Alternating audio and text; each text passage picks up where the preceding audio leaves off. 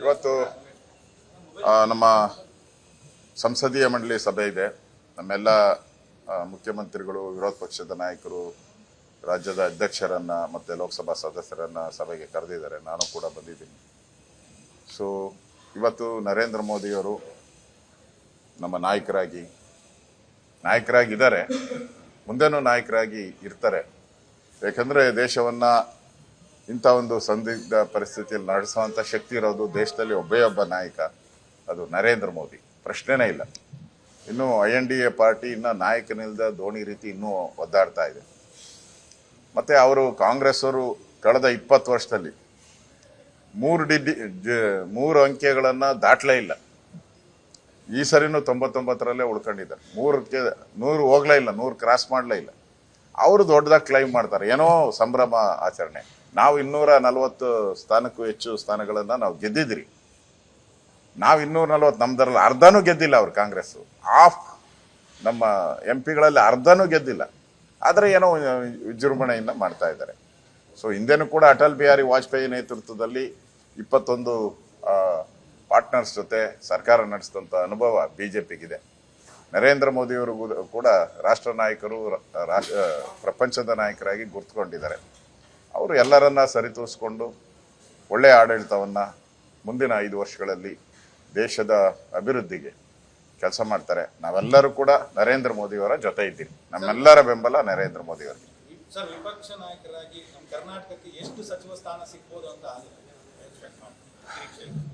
ನೋಡಿ, ಇನ್ನೂ ಈಗ ಕಳೆದ ಬಾರಿ ನಮ್ದು ಪೂರ್ಣ ಬಹುಮತ ಇತ್ತು. ಈ ಬಾರಿ ನಮ್ದು ಕೋಲೇಷನ್ ಗೌರ್ಮೆಂಟ್.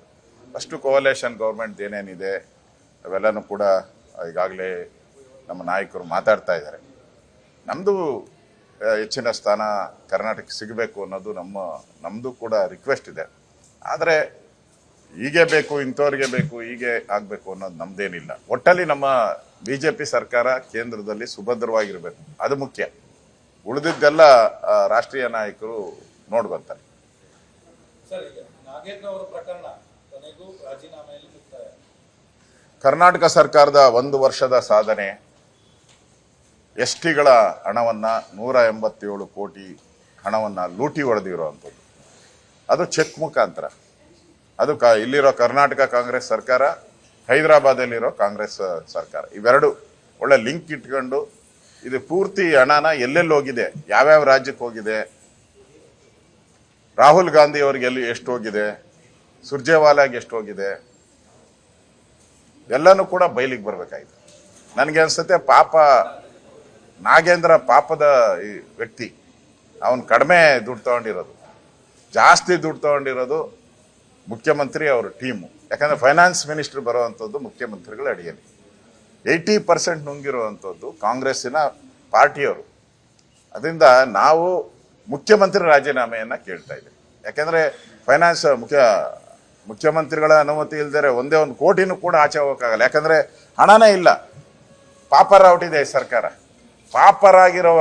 ಆಗಿರೋ ಸರ್ಕಾರದಲ್ಲಿ 1 ಕೋಟಿ ಟ್ರಾನ್ಸ್ಫರ್ ಆಗಬೇಕಾದ್ರೂ ಕೂಡ ಮುಖ್ಯಮಂತ್ರಿಗಳು, ಫೈನಾನ್ಸ್ ಡಿಪಾರ್ಟ್ಮೆಂಟ್ ಅನುಮತಿ ಬೇಕೇ ಬೇಕು. ಇವರೆಲ್ಲರ ಅನುಮತಿ ಇಲ್ದಿರ 187 ಕೋಟಿ ಅವ್ಯವಹಾರ ದುಡ್ಡು ಟ್ರಾನ್ಸ್ಫರ್ ಆಗಿ ಆ ಬ್ಯಾಂಕ್ಗೆ ಹೋಗಿ ಹೈದರಾಬಾದ್ಗೆ ಹೋಗಿ, ಹೈದರಾಬಾದಿಂದ ಬೇನಾಮಿ ಅಕೌಂಟಿಂದ ಯಾರ್ಯಾರೋ ಅಕೌಂಟ್ಗೆ ಟ್ರಾನ್ಸ್ಫರ್ ಆಗ್ತೈತೆ ಅಂತ ಹೇಳಿದ್ರೆ ಈ ಸರ್ಕಾರ ಏನು ಕತ್ತೆ ಕಾಯ್ತಾ ಇದೆಯಾ?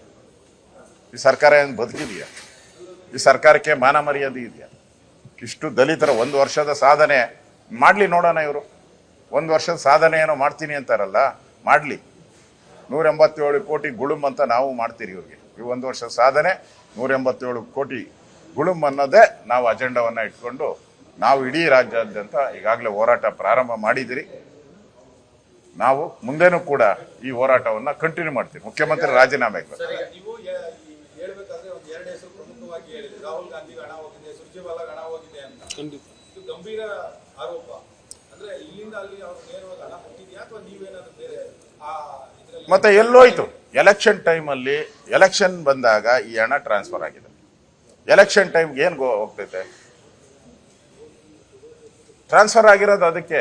ಇಲ್ಲ ಅಂದ್ರೆ ಏನೋ ಬ್ಲಾಕಲ್ಲಿ ತಗೊಂಡಲ್ಲ, ವೈಟಲ್ಲೇ ಲಂಚ ಹೊಡೆದವ್ರ. ಇದು ಸ್ಪೆಷಲ್ ಕೇಸ್. ಇದು ಬ್ಲಾಕಲ್ಲಿ ಲಂಚ ಹೊಡೆದಿರೋದಲ್ಲ, ವೈಟಲ್ಲಿ ಲಂಚ ಹೊಡೆದಿರೋದ್ರಿಂದ ಅದು ಆ ಮನುಷ್ಯ ಪಾಪಿ ಅವನು ಸಾಯ್ಲಿಲ್ಲ ಅಂದ್ರೆ ಪಾಪದ ಮನುಷ್ಯ, ಅವನು ಅನ್ಯಾಯದ ಮನುಷ್ಯ, ಪಾಪದ ಮನುಷ್ಯ. ಪಾಪ ಅಯ್ಯೋ ಅನ್ಸ್ತೈತೆ ಅವ್ರ ಕುಟುಂಬ ನೋಡಿದ್ರೆ, ಕರುಣೆ. ಅವ್ರ ಮನೆಗೆ ಹೋಗಿದ್ದೆ ನಾನು, ಭಾಳ ಕಣ್ಣೀರು ಬರ್ತೈತೆ. ಆ ಪಾಪದ ಮನುಷ್ಯ ಅವನು ಸತ್ತೋಟ. ಅವನು ಭಯ ಬಿದ್ದು ಈ ಅಕ್ರಮಗಳೆಲ್ಲ ಹಿಂಗಾಗಿದೆ ಅಂತ 6 ಪೇಜ್ ಬರೆದಿದ್ದಾರೆ ಅದರಲ್ಲಿ. ಮತ್ತೆ ನನಗೆ ಒತ್ತಡ ಹಾಕಿದ್ರು, ಸರ್ಕಾರದ ಕಡೆಯಿಂದ ಒತ್ತಡ ಹಾಕಿದ್ರು, ಮಂತ್ರಿ ಕಡೆಯಿಂದ ಒತ್ತಡ ಹಾಕಿದ್ರು ಅಂತಾನೆ ಬರೆದಿದ್ದಾರೆ. ಅದರಿಂದ ಸರ್ಕಾರ ಮಂತ್ರಿ ಅಂದ್ರೆ ಯಾರು? ಸಿದ್ದರಾಮಯ್ಯನವ್ರ ಸರ್ಕಾರ. ಅದರಿಂದ ಇದು ಏನು ಇಲ್ಲೇ ಆಗಿಲ್ಲ. ನನ್ಗೆ ಗೊತ್ತಿರೋ ಪ್ರಕಾರ ಗೋವಾದಲ್ಲಿ ಒಂದು ಡೀಲ್ ಆಗಿದೆ ಅಂತ. ಇವರೆಲ್ಲ ಗೋವಾದಲ್ಲಿ ಹೋಗಿ ಗೋವಾದಲ್ಲಿ ಸೇರಿ ಅಲ್ಲಿ ಡೀಲ್ ಮಾಡಿ ಇದಕ್ಕೆ ದಾಖಲೆಗಳ ರೆಡಿ ಮಾಡಕ್ಕೆ. ಈಗ ಟ್ರಾನ್ಸ್ಫರ್ ಆಗಿದೆಯಲ್ಲ 80 ಕೋಟಿ, ಆ 80 ಕೋಟಿಗೆ ದಾಖಲೆಗಳು ಹೆಂಗೆ ರೆಡಿ ಮಾಡೋದು, ಅದಕ್ಕೆ ಬಿಲ್ ರೆಡಿ ಮಾಡೋಕ್ಕೂ ಅವನ ಮೇಲೆ ಒತ್ತಡ ಹಾಕಿದ್ದಾರೆ. ಆ ಬಿಲ್ ರೆಡಿ ಮಾಡೋಕ್ಕೆ ನನ್ಗೆ ಗೊತ್ತಿರೋ ಪ್ರಕಾರ ಗೋವಾದಲ್ಲಿ ಅಂತ ಮಾಹಿತಿ ನನಗೆ. ಆ ರೆಡಿ ಮಾಡೋಕ್ಕೆ ಇವನು ಒಪ್ಪದೇ ಇದ್ದಿದ್ದಾಗ ಇವನು ಸೂಸೈಡ್ ಮಾಡ್ಕೊಂಡಿರೋದು ಅಂತ ನನಗಿರೋಂಥ ಮಾಹಿತಿ. ಇನ್ನಷ್ಟು ಮಾಹಿತಿಗಳು ಬರ್ತಾ ಇದೆ. ಈಗ ತನಿಖೆ ಆಗಲಿ, CBI ತನಿಖೆ ನಡೀತಾ ಇದೆಯಲ್ಲ. ನಾನು ಸರ್ಕಾರಕ್ಕೆ ಆಗ್ರಹ ಮಾಡ್ತಾ ಇದ್ದೀನಿ, ನೋಡಿ ಗೌರವವಾಗಿ ರಾಜೀನಾಮೆ ಆಯಿತು, CBI ತನಿಖೆ ಈಗ ನಡೀತಾ ಇದೆ, ಅದರಲ್ಲೇನು ಕೈ ಆಡ್ಸಕ್ಕೆ ಹೋಗಬೇಡಿ. ಪೂರ್ತಿ ತನಿಖೆಯನ್ನು CBIಗೆ ಕೊಟ್ಟು, ನೀವು ಅಪರಾಧಿಗಳಲ್ಲ, ಇಲ್ಲಿ ನಾಗೇಂದ್ರ ಮಾತ್ರ ಹಣ ತಿಂದಿರೋದು, ನಾವ್ಯಾರು ತಿಂದಿಲ್ಲ ಅನ್ನೋದು ಪ್ರೂವ್ ಮಾಡಬೇಕು. ಒಂದು ಇಲ್ಲ, ಈ ಹಣ ಯಾವ್ಯಾವ ರಾಜ್ಯಕ್ಕೆ ಹೋಗಿದೆ, ಯಾವ್ಯಾವ ಚುನಾವಣೆಗೆ ಹೋಗಿದೆ, ದೇಶವ್ಯಾಪಿ ಎಲ್ಲೆಲ್ಲಿ ಹೋಗಿದೆ, ಇದು ತನಿಖೆ ಆಗಬೇಕು. ಇವೆರಡೂ ನಮ್ಮ ಆಗ್ರಹ. ಅದಕ್ಕೋಸ್ಕರ CBIನವರಿಗೆ ಮುಕ್ತ ಅವಕಾಶವನ್ನ ಕೊಡಬೇಕು ರಾಜ್ಯ ಸರ್ಕಾರ ಅನ್ನೋ ಆಗ್ರಹವನ್ನು ನಾವು ಮಾಡ್ತಾ ಇದ್ದೀವಿ. ಈಗ ಲೋಕಸಭೆ ಚುನಾವಣೆಯ ನಂತರ ಕಾಂಗ್ರೆಸ್ ಕೊಟ್ಟಿರ್ತಕ್ಕಂತಹ ಗ್ಯಾರಂಟಿಗಳಲ್ಲಿ ಕಡಿತ ಆಗುತ್ತೆ ಅನ್ನುವಂತಹ ವಿಚಾರ ಈ ಹಿಂದೆ ಪ್ರಸ್ತಾಪ ಆಗಿತ್ತು. ಈಗಿನ ಸದ್ಯದ ಪರಿಸ್ಥಿತಿ ನೋಡಿದ್ರೆ ನಿಮ್ಗೆ ಅನ್ಸುತ್ತೆ? ಈಗಾಗಲೇ ನೆನ್ನೆನೂ ಕೂಡ ಚಲುವರಾಯಸ್ವಾಮಿ ಅವರು ಮಂಡ್ಯದಲ್ಲಿ ಹೇಳಿಕೆ ಕೊಟ್ಟವರು, ನಮ್ಮ ಫ್ರೀಗಳೇನು ವರ್ಕೌಟ್ ಆಗಲಿಲ್ಲ ಅಂತ ಹಲವಾರು ಮಂತ್ರಿಗಳು ಹೇಳಿದ್ದಾರೆ. ನಾನು ಕಾಂಗ್ರೆಸ್ ಅವ್ರಿಗೆ ಹೇಳ್ತೀನಿ, ಅಲ್ಲ ರೀ, ಅಲ್ಲಿ ಆಂಧ್ರದಲ್ಲಿ ಜಗನ್ ನೀವೇನು ಕೊಟ್ಟಿದ್ರು 5 ಗ್ಯಾರಂಟಿ, ಅವ್ನು 100 ಗ್ಯಾರಂಟಿ ಕೊಟ್ರು. ಪಾಪ ಮನೆಗೆ ತಗೊಂಡೋಗಿ ಎಲ್ಲ ದುಡ್ಡಿಂದ, ರೇಷನ್ನಿಂದ ಏನೇನಿದೆಯೋ ಏನು ಕೊಡಬೇಕು, ಔಷಧಿ ಎಲ್ಲ ತಗೊಂಡೋಗಿ ಮನೆಗೆ ಕೊಟ್ಟು ಎಲ್ಲ ಫ್ರೀ. ಏನು ಆಚೆನೆ ಬರಂಗಿಲ್ಲ, ಯಾರು ಕೆಲಸನೂ ಮಾಡಂಗಿಲ್ಲ, ಏನು ಮಾಡಂಗಿಲ್ಲ. ಮನೆ ಹತ್ರ ತಗೊಂಡೋಗಿ ಊಟ ತಿಂಡಿ ರಾತ್ರಿಗೆ ಏನೇನು ಬೇಕೋ ಎಲ್ಲ ಮಾಡಿನೂ ಕೂಡ ಡಿಪಾಸಿಟ್ ಬರಲಿಲ್ಲ. ಇರೋ ಕ್ಷೇತ್ರಗಳೆಲ್ಲ ಸೋತು ಸುಣ್ಣ ಆಯಿತು. ಕಾಂಗ್ರೆಸ್ ಅವ್ರು ಬುದ್ಧಿ ಕಲಿಬೇಕಾಯ್ತು ರೀ. ಬರೀ ಫ್ರೀ ಅವ್ರ ದುಡ್ಡು ಕಿತ್ತು ಅವ್ರಿಗೆ ಕೊಡೋದಾ? ಗಂಡನ ದುಡ್ಡು ಕೀಳೋದು, ಹೆಂಡ್ತಿಗೆ 2,000 ಕೊಡೋದು, ಗಂಡನ ಮೇಲೆ ಟ್ಯಾಕ್ಸ್ ಹಾಕೋದು, ಎಣ್ಣೆ ಮೇಲೆ ಟ್ಯಾಕ್ಸು, ಹಾಲಿನ ಮೇಲೆ ಟ್ಯಾಕ್ಸು, ಸಬ್ ರಿಜಿಸ್ಟರ್ ಆಫೀಸಲ್ಲಿ ರಿಜಿಸ್ಟ್ರೇಷನ್ ಫೀಸ್ ಜಾಸ್ತಿ, ಕರೆಂಟ್ ಜಾಸ್ತಿ, ನೀರಿನ ತೆರಿಗೆ ಜಾಸ್ತಿ, ಮನೆ ಟ್ಯಾಕ್ಸ್ ಜಾಸ್ತಿ, ಎಲ್ಲ ಮಾಡಿಬಿಟ್ಟು ಗಂಡನ ಹತ್ರ ಕೀಳೋದು, ಹೆಂಡ್ತಿಗೆ ಕೊಡೋದು. ಇದ್ಯಾವುದು ಜನಕ್ಕೆ ಗೊತ್ತಾಗ್ಬಿಡ್ತು. ಓ, ನಾವೇನು ತಿಳ್ಕೊಂಡಿದ್ರಿ, ಇದು ಕಾಂಗ್ರೆಸ್ ಪಾರ್ಟಿಯವ್ರು ಕೊಟ್ಟಿರೋ ಚೆಕ್ಕು. ಯಾಕಂದ್ರೆ ಅದರಲ್ಲಿ ಸಿದ್ದರಾಮಯ್ಯನ ಹೆಸರಿದೆ, DK ಶಿವಕುಮಾರ್, ಚೆಕ್ಕಲ್ಲಿ ಸಿಂಬಲ್ ಇದೆ, ಕೈ ಸಿಂಬಲ್ಲು. ಸೊ ಅವರೆಲ್ಲ ಏನು ತಿಳ್ಕೊಂಡ್ರು, ಕಾಂಗ್ರೆಸ್ ಪಾರ್ಟಿಯವರು ಫಂಡ್ ಕಲೆಕ್ಟ್ ಮಾಡಿದ್ದಾರೆ, ಅದನ್ನ ನಮ್ಗೆ ಕೊಡ್ತಾರೆ 2,000 ಅಂತ ತಿಳ್ಕೊಂಡ್ರು. ಇದು ನೋಡಿದ್ರೆ ಸರ್ಕಾರದ ದುಡ್ಡು ತಗೊಂಡು ಟ್ಯಾಕ್ಸ್ ಹಾಕ್ಬಿಟ್ಟು ಜನಗಳ ಮೇಲೆ, ಅದೇ ಡಬಲ್ ಟ್ಯಾಕ್ಸ್ ಹಾಕಿ 4,000 ಟ್ಯಾಕ್ಸು, 2,000 ಇವ್ರಿಗೆ, 2,000 ಕಾಂಗ್ರೆಸ್ ಪಾರ್ಟಿ. ಗ್ಯಾರಂಟಿಗಳ ಈಗ ಚೊಂಬು ಕೊಟ್ಟಿದ್ರಲ್ಲ ಅಡ್ವರ್ಟೈಸ್ಮೆಂಟ್, ಕರ್ನಾಟಕದ ಕಾಂಗ್ರೆಸ್ ಚೊಂಬು ಅಡ್ವರ್ಟೈಸ್ಮೆಂಟ್ ಕೊಟ್ಟಿತ್ತು ಬಿಜೆಪಿ ಬಗ್ಗೆ. ಚೊಂಬ ಈಗ ಯಾರು ಚೊಂಬು ಕೊಟ್ಟವ್ರೆ? ಸಿದ್ದರಾಮಯ್ಯನವರೇ ಚೊಂಬು ಕೊಟ್ರಲ್ಲ ನಿಮಗೆ ಸರಿಯಾಗಿ. ಚೊಂಬು ಹಿಡ್ಕೊಂಡು ಹೋಗಿ ಎಲ್ಲ ರಾಜ್ಯ ಪೂರ್ತಿ ಚೊಂಬು ಹಿಡ್ಕೊಂಡು ಸುತ್ತಿ. ಇನ್ನೊಂದು ಕೊನೆಯ ಪ್ರಶ್ನೆ ಸರ್, ಉತ್ತರ ಪ್ರದೇಶದಲ್ಲಿ ಈ ಕಾಂಗ್ರೆಸ್ ಗ್ಯಾರಂಟಿ ಏನು ಹೇಳಿತ್ತಲ್ಲ, ಅಂದ್ರೆ 8,500 ರೂಪಾಯಿ ಪ್ರತಿ ತಿಂಗಳು ಕೊಡ್ತೀನಿ ಅಂತ ಹೇಳಿ ಬಹಳಷ್ಟು ಜನ ಹೋಗಿ ಕಾಂಗ್ರೆಸ್ ಆಫೀಸ್ ಮುಂದ್ಗಡೆ ನಿಂತ್ಕೊಂಡಿದ್ರು ನೆನ್ನೆ. ಅಲ್ಲ, ಇಡೀ ಬೆಂಗಳೂರಲ್ಲೂ ನಿಂತ್ಕೊಂಡಿದ್ದಾರೆ, ಎಲ್ಲ ಪೋಸ್ಟ್ ಆಫೀಸ್ ಮುಂದೆ ಲಕ್ಷ ಕೊಡ್ತೀನಿ ಅಂತ ಹೇಳ್ಬಿಟ್ಟಿದ್ದಾರೆ. ನಾನು ಹೇಳ್ತಾ ಇದ್ದೀನಿ ರಾಜ್ಯದ ಜನತೆಗೆ, ದಯವಿಟ್ಟು ಕಾಂಗ್ರೆಸ್ ಆಫೀಸ್ ಹತ್ರ ಹೋಗಿ, ಅವ್ರು ಚೆಕ್ ಕೊಟ್ಟಿದ್ರಲ್ಲ 1 ಲಕ್ಷ ಕೊಡ್ತೀನಿ ಅಂತ, ಕಾಂಗ್ರೆಸ್ ಪಾರ್ಟಿ ಕೊಟ್ಟಿದ್ದು, ಅವರು ಕಾಂಗ್ರೆಸ್ಸಿನ ಸಿಂಬಲ್ ಹಾಕಿ ಕೊಟ್ಟಿದ್ದಾರೆ. ಅದಕ್ಕೆ ಕೊಡ್ತಾರೆ ಈಗ ಎಲ್ಲರೂ.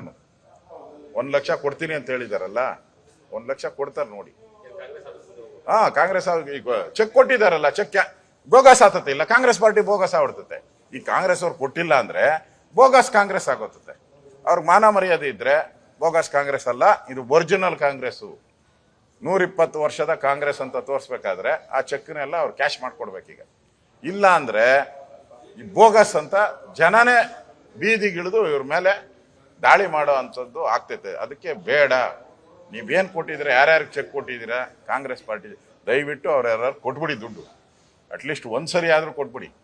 ಮುಂದೆ ಕೊಡೋದು ಬೇಡ, 1 ವರ್ಷ ಆದರೂ ಕೊಟ್ಬಿಡಿ ಅವ್ರಿಗೆ 1 ಲಕ್ಷ, ಎಲ್ಲರ ಅಕೌಂಟ್ಗೂ 1 ಲಕ್ಷ ಚೆಕ್ ತಗೊಂಡು ಯಾರ್ಯಾರು ಚೆಕ್ ಕೊಟ್ಟಿದ್ರು ಆ ಚೆಕ್ ವಾಪಸ್ ಇಸ್ಕೊಂಡು ಅವ್ರಿಗೆ ಕ್ಯಾಶ್ ಕೊಟ್ಬಿಡಿ. ಇಲ್ಲ ಅಂದ್ರೆ ರಾಜ್ಯದ ಜನ ಇದೇ ದೊಡ್ಡ ವಿಚಾರ ಆಗ್ತೈತೆ ಮುಂದೆ ಎಲ್ಲಾ ಚುನಾವಣೆಗಳಲ್ಲೂ. ಅದರಿಂದ ನಾನು ಹೇಳ್ತಾ ಇದ್ದೀನಿ, ಕಾಂಗ್ರೆಸ್ ಪಾರ್ಟಿ ಮರ್ಯಾದೆ ಉಳಿಸ್ಕೋಬೇಕಾದ್ರೆ ಆ ಚೆಕ್ಗೆಲ್ಲ ಕ್ಯಾಶ್ ಮಾಡ್ಕೊಡಿ. ಅನುಕ್ಷಣದ ಸುದ್ದಿಗಳಿಗಾಗಿ ವಿಸ್ತಾರ ನ್ಯೂಸ್ ಯೂಟ್ಯೂಬ್ ಚಾನೆಲ್ ಸಬ್ಸ್ಕ್ರೈಬ್ ಮಾಡಿ. ಹೊಸ ಸುದ್ದಿಗಳ ನೋಟಿಫಿಕೇಶನ್ಗಾಗಿ ಬೆಲ್ ಐಕಾನ್ ಕ್ಲಿಕ್ ಮಾಡಿ. ಲೇಟೆಸ್ಟ್ ಅಪ್ಡೇಟ್ಸ್ಗಾಗಿ www.vistaranews.com ವೆಬ್ಸೈಟ್ಗೆ ವಿಸಿಟ್ ಮಾಡಿ. ಅಂಗೈಯಲ್ಲೇ ಜಗತ್ತಿನ ಸುದ್ದಿ ತಿಳಿಯಲು ವಿಸ್ತಾರ ನ್ಯೂಸ್ ಕನ್ನಡ ಆಪ್ ಡೌನ್ಲೋಡ್ ಮಾಡಿ.